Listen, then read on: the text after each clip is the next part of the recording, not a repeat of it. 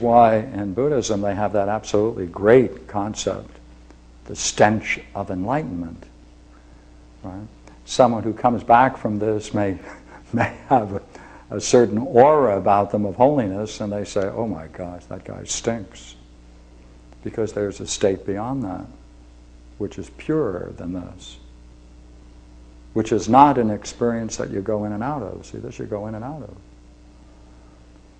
In Hinduism, they have an equally beautiful experience called the samadhi that you can go in and out of is no samadhi at all. This is one rasa, beauty. There's another way of describing it.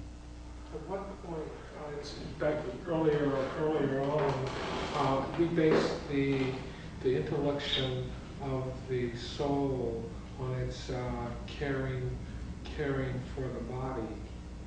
And I guess a question that arises for me is that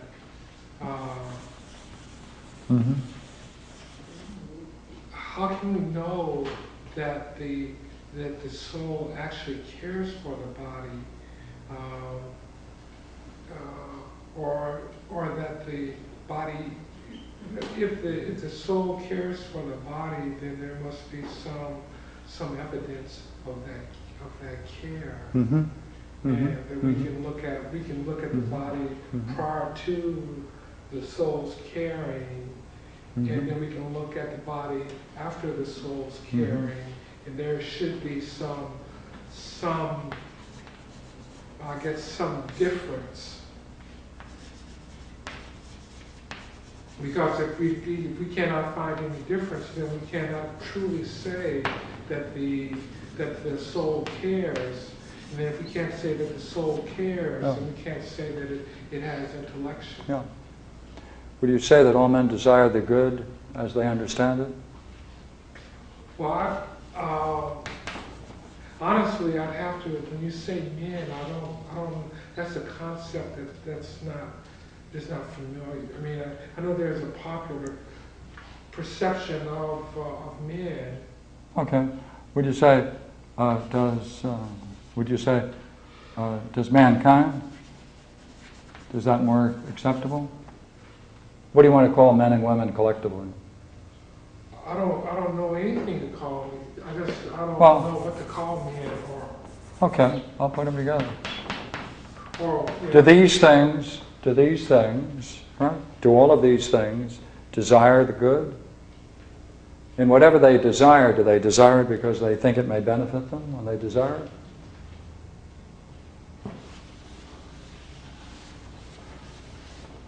Here's a picture. Here are some people, let's take the other case. Right. If we say that these people desire the good, or good things, and these bad things or harmful things,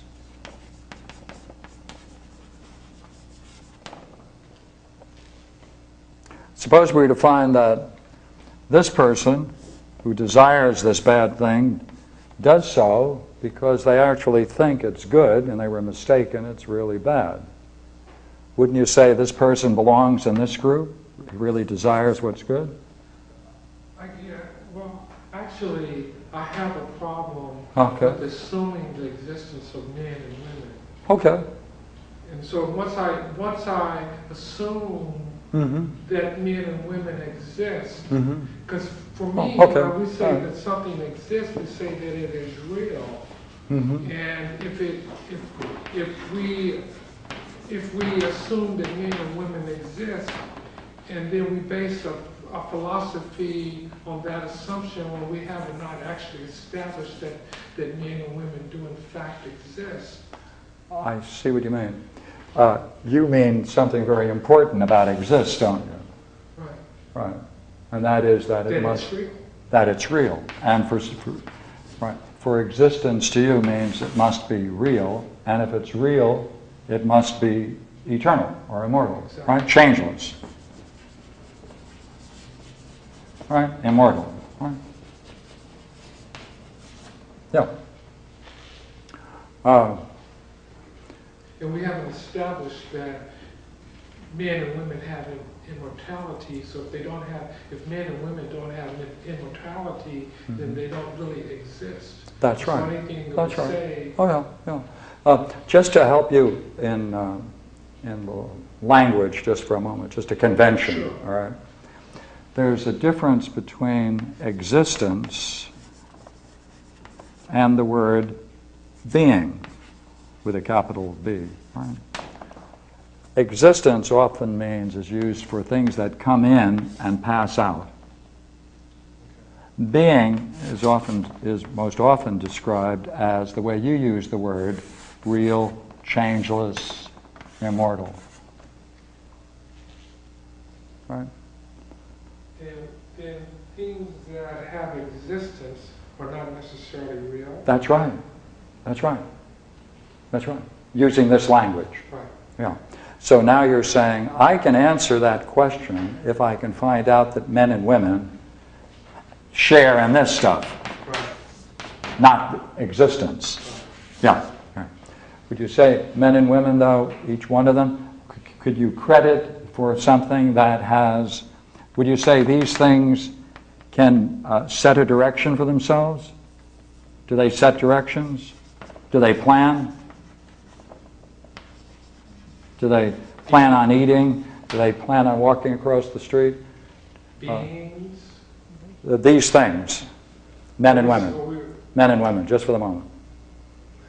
Do these things plan? I can't until we establish that they have being. Well, yeah, maybe we can do that if we first just ask the existence question. Do these things that come into existence and pass out of existence, men and women, right, when they exist, coming in, right, do they, in their lives, set plans? I would say that things that exist, set plans and directions. Right, right. And then they set directions for themselves, and they also command themselves to go ahead and do those things. Right? Whether they're successful or not is something else. Do they do that because they seek to gain something they think is significant for themselves? I would say. Right? In that sense, if they seek to gain what they hope or believe may be a good, right, then these things taken together say there must be something inside of them, right, insofar as they have existence, that cares. They may be mistaken about what they choose to be their good, but they're all seeking a good. Now, the thing in a person that sets plans and directions and commands, go get it, because it seeks to gain from that a good, that thing that does that in us is called soul. That's the definition for soul. Right, okay? we talked about that last week. Right. So now, if the soul can do all of these things we described tonight, then the soul is immortal. And therefore these things have not only existence, but being. And therefore, not that they say, well, let me make one more step and then we can perhaps help it. There's a part which is immortal. We're calling that being. There's a part that is very mortal, right? And see, all of that is activity, isn't it? That's involved. It's all activity. So their mortal part is in